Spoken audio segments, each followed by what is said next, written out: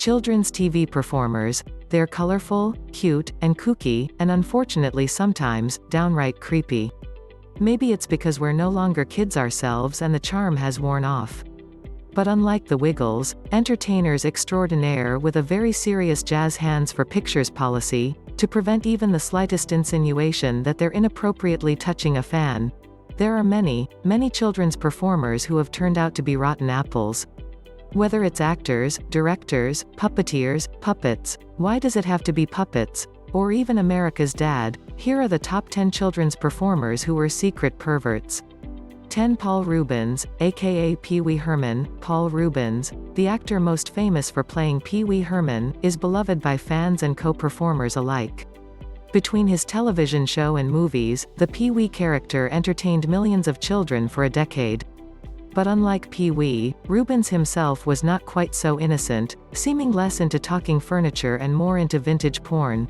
Reubens' first public sexual offense was in 1991 when he was caught masturbating in an adult movie theater and arrested, facing charges of indecent exposure and lewd public acts. Luckily, he was able to atone for the incident with community service in the form of anti-drug PSAs. He quickly recovered but in 2002 faced a similar charge when police searched his home and found a massive collection of porn, which they claim included child porn. Reubens maintains his innocence, claiming the images in question were either teenage models in art photos or child porn that had slipped into his collection via bulk porn purchases that he never entirely sifted through. It seems authorities were inclined to believe him, and he accepted a lesser charge, though, deserved or not, a lingering stigma follows Reubens to this day. 9. Sasuga Minami. Technically, this performer is an accidental pervert, which feels strange to even put into a sentence. In order to learn about Sasuga Minami, we'll dive into Japan's children's TV show culture, where wackiness is the name of the game. The show, Mibori TV, translated to Body Movement, was designed to get kids off the couch or tatami mat and up and moving with crazy dances, fun music, and colorfully dressed performers. Sasuga Minami was one of these performers who inspired kids with her zany-ness, colorful onesies, bantu knot hairstyles, and accidentally, shirts with English phrases like, I love P, Y, I love C, K, and love, F, K yeah. Clearly, these were not the messages meant to be portrayed on Mibori TV, and were simply the result of being lost in translation, like a bad kanji tattoo. There did not really seem to be any complaints, but regardless, the phrases were removed from all of her outfits.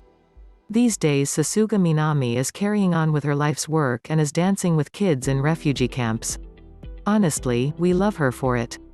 8. YouTube. Elsagate. For all of you out there who don't have children, you probably didn't know that kids' YouTube is an actual thing. But you probably have seen a family plop their kid down with a tablet in hand to keep them quiet during their meal, and often they're tuned in to kids' YouTube. Kids' YouTube works by filtering age-appropriate material that brings up a new video to watch once one is over for continuous playing. And that seems to work, until it doesn't. For reasons beyond any rational person's understanding. Seriously, don't even try to understand why. Back in 2017, a multitude of YouTube channels that had entirely inappropriate content slipped through the algorithm's cracks. Channels like Pranks Game and Toy Scouter would have characters like Disney's Frozen, Elsa, Spider-Man, and other princesses, superheroes and animal mascots engage in all sorts of vile behavior, kidnapping, bondage, pranks, such as fooling someone into drinking urine or feces, getting nails through their hands and feet, and other violence or sexual material. It wasn't even limited to animated shows, and oftentimes featured real actors. 7. Super Mario Logan. Someone call Nintendo. This is not the Super Mario we all know and love. A primary example of Elsagate that somehow slipped past YouTube's control is Super Mario Logan, sometimes known as Super Bowser Logan, a YouTuber with 10 years of video making under his belt and over 9 million views. This person uses disturbing puppets as his drug of choice, portraying a wide variety of his homophobic, racist, misogynist, and somehow even worse views, all directly aimed at children. These puppets often feed into harmful cultural stereotypes and portray violent or sexual tendencies. One parent discovered their young children had been exposed to Super Mario Logan at a friend's house when they began to sing the highly suggestive "Wanna See My Pencil?" song. The pencil in question is not a pencil. 6. Fergie Olver was a TV host of the show, Just Like Mom, back in the 1980s and a downright creepazoid. Think of him like an even less culturally appropriate Canadian version of Richard Dawson from The Family Feud. Olver liked to treat the young female contestants on his show truly just like Mom. In particular, he liked to trick the girls into a kiss, even if they had already said no. In 2021, it's not cool to trick even an adult into an unwanted kiss, but apparently at the time doing so to children was considered okay. The one saving grace out of this is that Olver only lasted 1 year on the show and was replaced in the second season with a husband and wife duo. His behavior lives on in infamy, and he was parodied by Bryan Cranston in the sketch Kid Smart's Game Show on SNL in 2010. What an honor.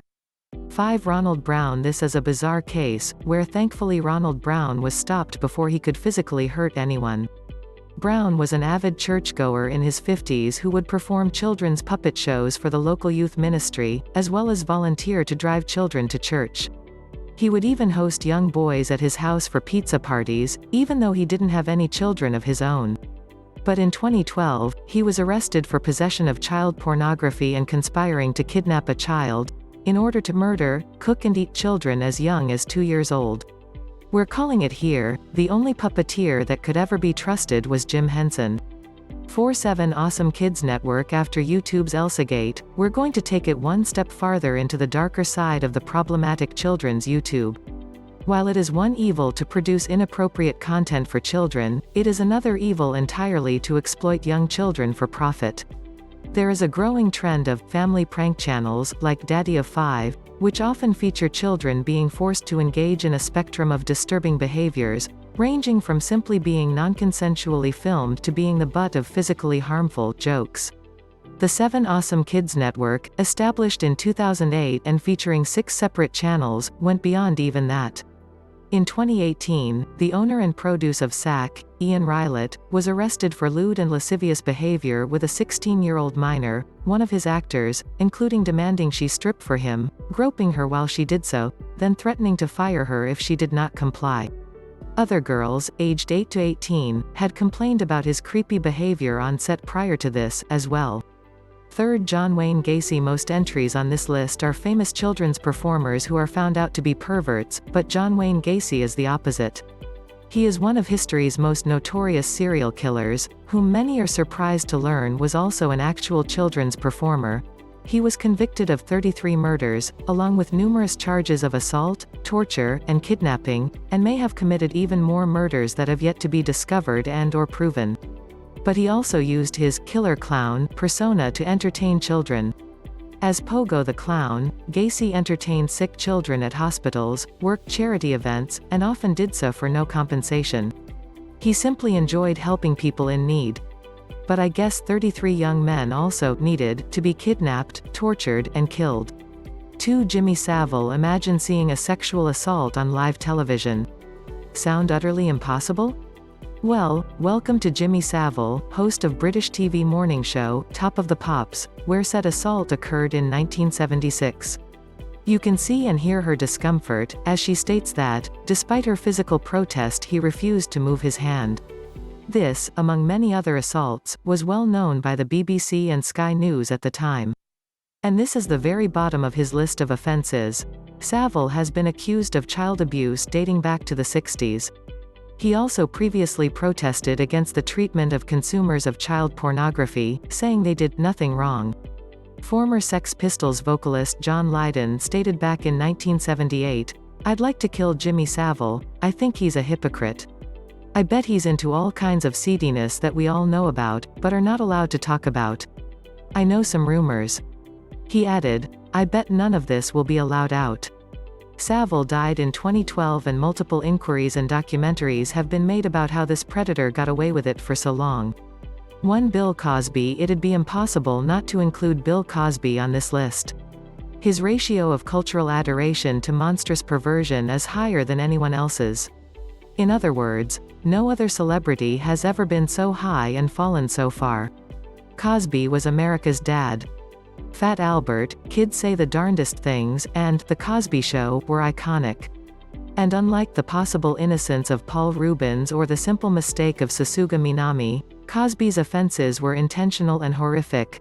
All told, more than 60 women accused Cosby of sexual harassment and/or sexual assault, ranging from the 60s through the 90s.